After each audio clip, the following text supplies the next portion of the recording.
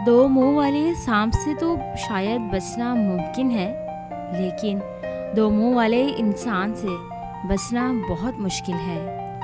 ये जो साथ में हंसते हैं वही बाद में सांप की तरह डसते हैं। सांप चाहे जितना भी खूबसूरत क्यों ना हो, मगर उससे दूरी में ही खैरियत है। जो साथ रहकर बुरा सोचे उससे बुरा तो कोई दुश्मन भी नहीं है। इसीलिए आस्तीन चेक करते रहना चाहिए, कहीं सांप ही ना पल रहा हो। कुदरत सब इंसानों को हाथ देती है, लेकिन कुछ लोग उन हाथों की जगह सांप लगवा लेते हैं, जिनसे सबको नुकसान पहुंचाता है। बारिश का कतरा सिपी और सांप दोनों के मुंह में गिरता है, जबकि सांप उसे जहर बनाता है और सिपी उसे मोती, जिसका जैसा ज़र्फ हो उसकी वैसी तख्लीक। इंसान की फितरत कभी नहीं बदलती। घास खाकर भी गाय दूध देती है और दूध पीकर भी सांप जहर ही उगलता है।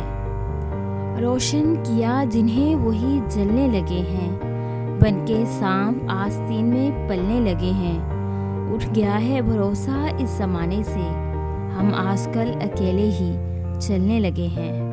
मुझे सांपों से डर नहीं लगता, लेकिन इंसानों से डरता हूँ, क्योंकि सांप अपने दफा के लिए डसता है और इंसान अपने मुफाद के लिए। कहते हैं सांप 100 साल बाद इंसान बन जाता है, और इंसान को जब मौका मिलता है वो सांप बन जाता है। अगर आपको हमारी ये छोटी सी काविश अच्छी लगी हो तो इसे लाइक करें, शेयर करें और सब्सक्राइब करें, और बेल के आइकन पर क्लिक करें ताकि हमारे आने वाली जितनी भी नई वीडियोस हैं उनकी नोटिफिकेशन आप तक बआसानी पहुंच सके।